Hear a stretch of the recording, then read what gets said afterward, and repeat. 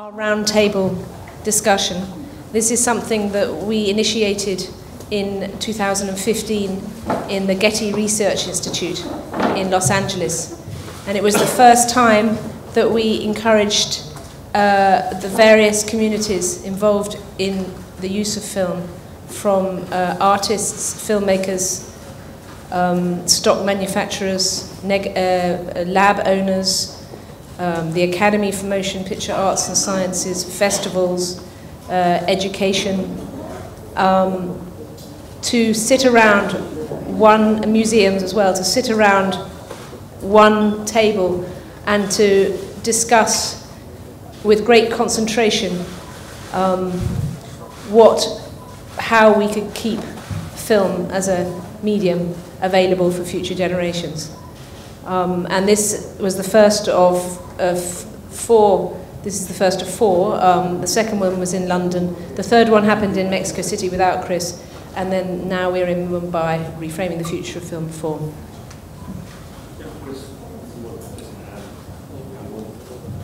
What do we want to tell about why we here? Why are we here? Yeah, we had a very productive meeting this morning with a lot of different members of the Indian filmmaking community. And what Tacita and I have been trying to do with these meetings, where we bring together all the different facets of film production and exhibition, is to really make the case for the place that celluloid film will have in the future, in a post-digital world. And looking at the importance of film and celluloid film as a distinct medium, not as a technology that has been replaced by digital imaging, but as a creative medium that Tacita as an artist and myself as a narrative filmmaker that we depend upon. And we've had very productive coming together,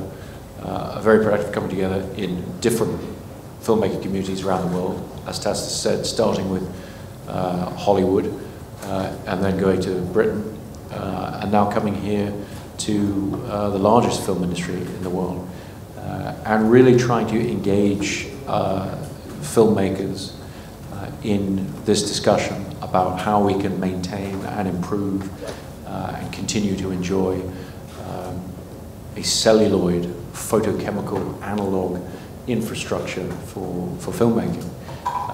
And the significance really of doing this with the Film Heritage Foundation is that this also has a very, very important part to play in preserving for future generations the history of film, and obviously in this case the history of Indian film, for future generations to be able to experience the way that those filmmakers who made those films originally intended, by promoting film print screenings, by being able to properly preserve and protect the works of the past and make them available to the audiences of tomorrow.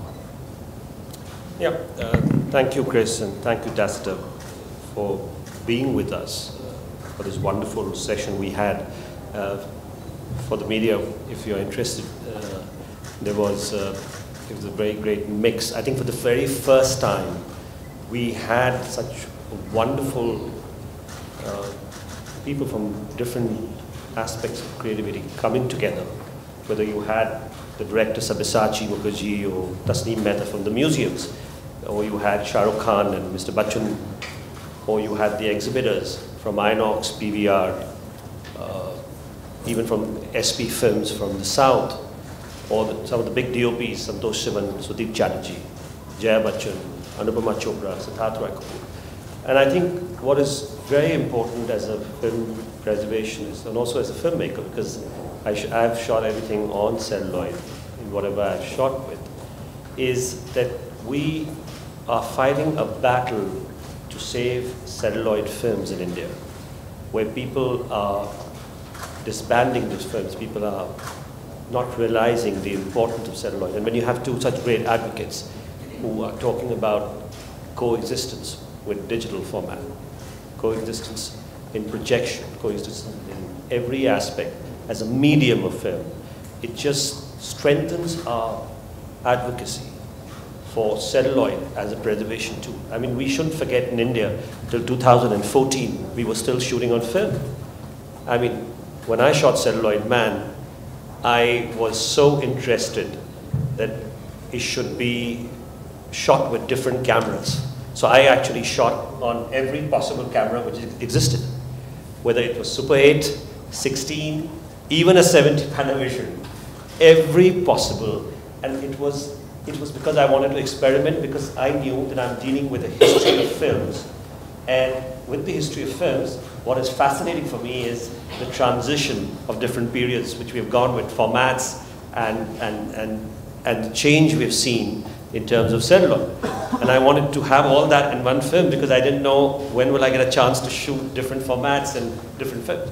And I think that challenge to preserve different formats, the different forms of celluloid, I think that's something which is a challenge even now for us, because people are sort of digitally transferring films in a sort of format in India, especially for India, where everything is called HD, and we are disrespecting the aspect ratios.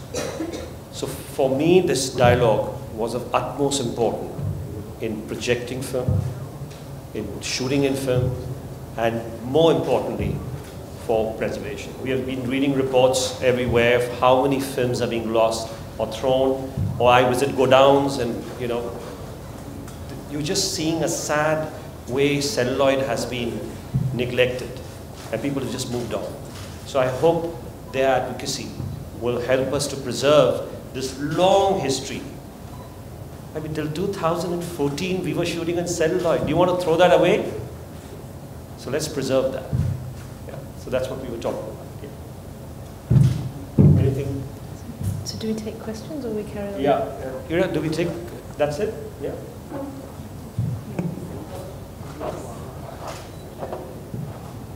Yeah. Sorry, what about the conversations? Okay. Do you want to just... continue. Yeah, just a quick conversation. Okay, the first in the round table was divided into sort of three sections, and the first was about capture or filming. I should say that also amongst us was Jeff Clark, the CEO of Kodak, who in our Getty event came out and said that actually Kodak is absolutely committed to film. And this, and again in the public event that evening. And this was a moment where, you know, there had been a lot of, you know, speculation that film was over. And actually to this day I keep being asked, does Kodak still make film? And they do, very much so. And so that alone is to try and stop the understanding that, or the misunderstanding that the film is not available anymore. It is available, it's very much available.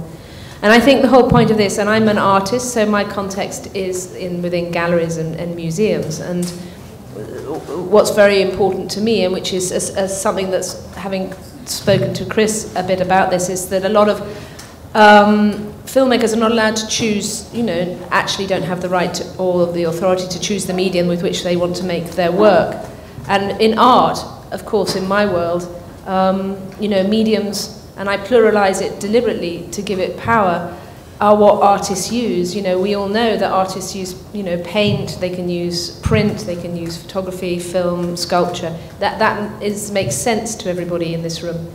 And for, you know, within cinema to be told you can only use digital was a very foolhardy thing. So this was the beginning of our discussion, was about how to encourage people to shoot on film again, and saying that it's available was the first thing. And also in a way to counteract the negativity about film, you know, the pessimism. And so that was, and then we moved on to exhibition. That, you know, it's very important that, you know, clearly cinema is in India and in much of the world in a mass way is become digital cinema. But that doesn't mean that film's not available in film, some theatres and archives and in museums, and also for special occasions like Dunkirk. And then the final thing was preservation. So we split it into these three areas.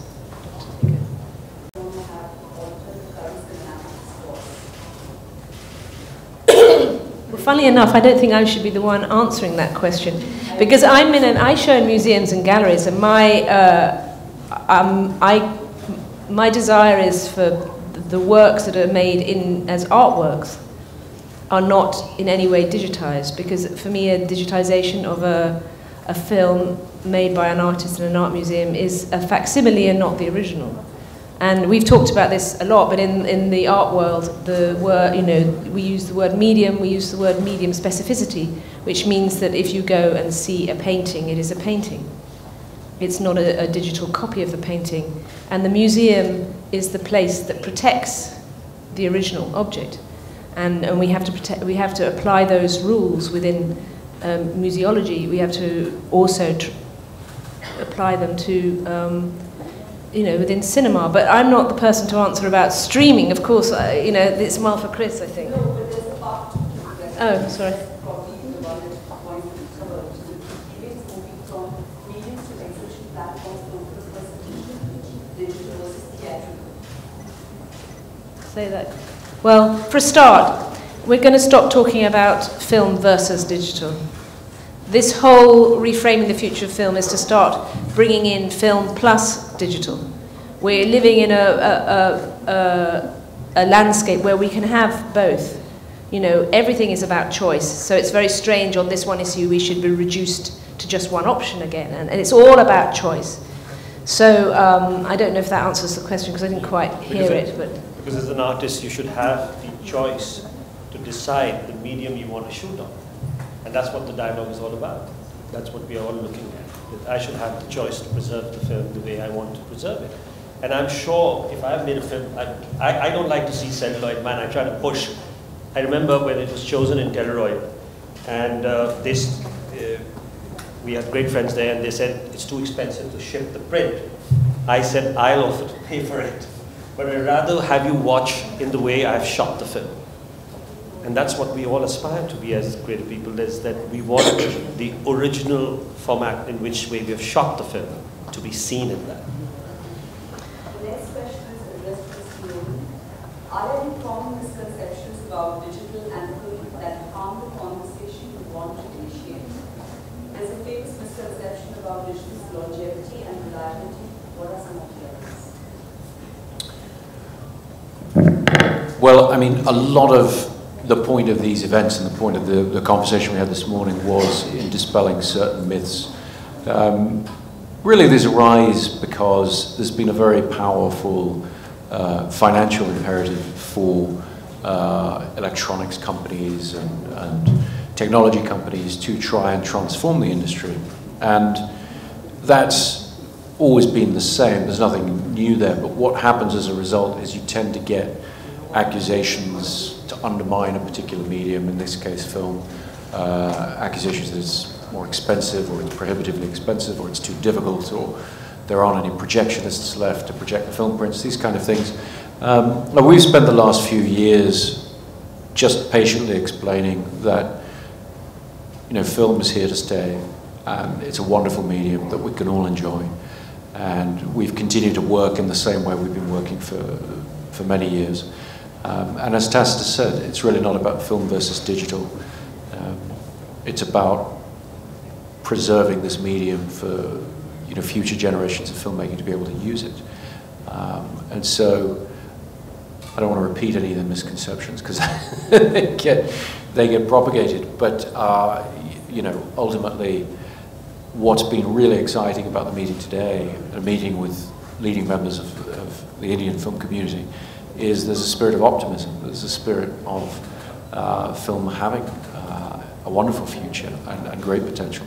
And there's a lot of excitement around it, a lot of excitement from filmmakers and exhibitors and everybody else in terms of continuing to give audiences a reason to leave their homes and come together in a movie theatre to experience a story. Thank you so much.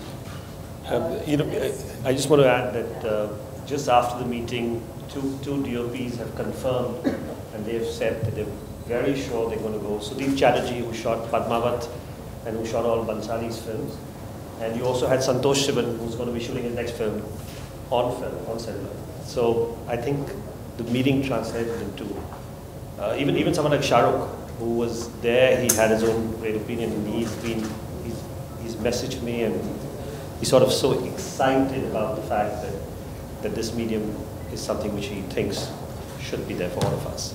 And we are all very excited about it. And actually, I just want to say something more about the poetics of the medium. I felt very strongly this morning, it was quite an emotional meeting, because there was actually around that table a profound understanding of the qualities and the nature of film, which almost every person felt. And, you know, film is a different medium. I could not make my work with digital, and I work with all the, you know, what I call the disciplines of film. So, you know, and for me, it's about the poetics of the medium. I'm into chemistry and into the light and into the magic and the blindness and all such of this wonderful medium. And it was a very, very strong sense today, I thought, that everyone kind of understood the sort of fundamental differences of this medium from a digital medium. So it's not like we are in any way trying to go back. We're actually trying to go into the future. And my personal aim is that I want it to become normal to shoot film. I want it to be normal. I don't want to be, I mean, we both don't want to be doing this in 15 years' time. We want it to be normal. We don't want to have to, you know, the artists and filmmakers don't want to have this resistance anymore, because it's just there and it's fine. Let it just be normal. In this discussion that you had at the round table, and there was probably every representative of every field, like scholars and filmmakers and viewers, how does the viewer fit in? Well, I mean, very much so, actually. And I don't think we should underestimate the viewer, because I know from personal experience people that will cross cities to go and see a film projected as film, because the experience is different. And I know that's exactly what...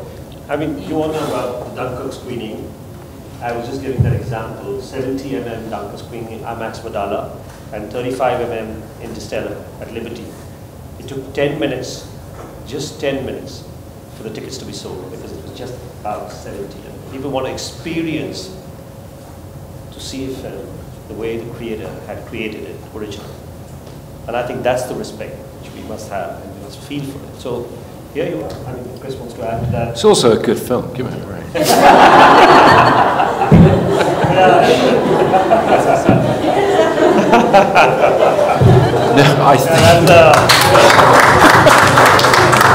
No, I think it's exactly the point, which is I work in a field where the audience is constantly being underestimated by people who finance the films and distribute the films. There's often a feeling of nobody cares, nobody knows the difference. And actually, when you talk about myths to be dispelled, I think the main myth is when this discussion has arisen in the past about why somebody would choose to shoot film, even if it seems more difficult than shooting digitally, they speak as if filmmaking were a logical and a pragmatic thing to do, and it's not. And no film is logical and pragmatic. Films are about dreams, they're about magic, they're about escapism and experience. And so, to a certain extent, you have to embrace your emotional side and your feelings about the medium, and whether you want to work that way or not work that way. Those things become important.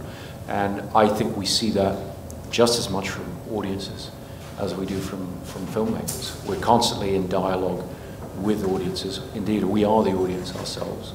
And we forget that at our peril.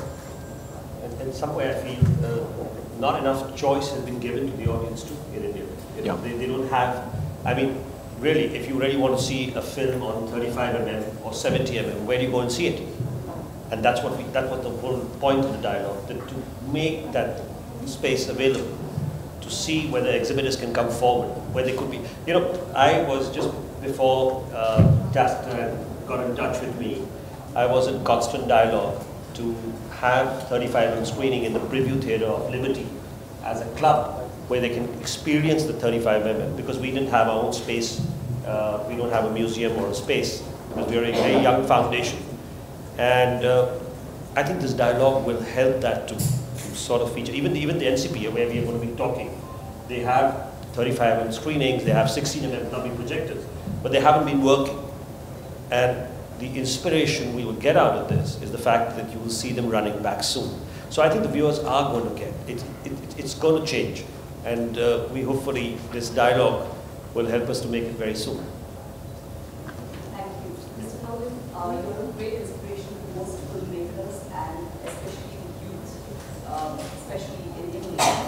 And although they follow you everywhere and your work, and you're obviously a role model for them to shoot a film and not compromising on that, at times they feel very dispirited about their lack of option for shooting on film. What would you say to them? Well, I think making films is always about facing insurmountable, seemingly insurmountable odds. Anybody who tries out to go out and direct a film and has to get a budget, has to get a crew together, has to surmount all kinds of obstacles. And so I'm just trying to position and empower filmmakers to view their choice of medium as one of the things that they have to fight for. And none of these fights are easy, particularly when you're starting out, but they're all worth fighting for, and they're all part of that tension and that process that filmmakers go through to tell the stories that they want to tell. And I think some of that tension can actually be productive, because you're made to think about what's important to you and what you really care about. And what we want to see as film goers on screen are stories and presentations that the people who made them care deeply about.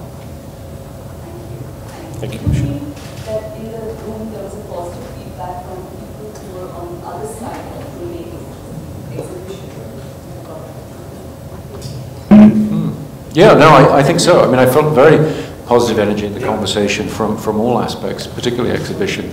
Obviously, their frustration is that they get pulled in different directions and they're told to go digital because people want that, and then it's come back to film because people want that. But I think the enthusiasm and the excitement that everyone feels around films in this community is vital, and is what will allow great things to happen in this regard, because ultimately it's about getting people together, getting them out of the house, and giving them a fantastic experience at the movies. Okay. Thank you. Is that it? Thank you. Thank you very much, everyone.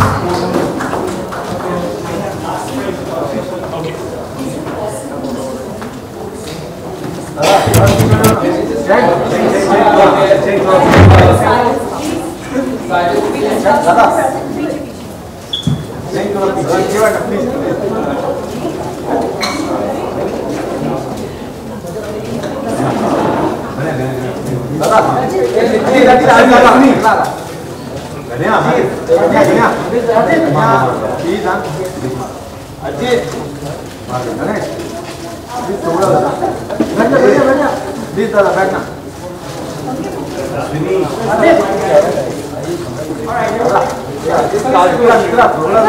right.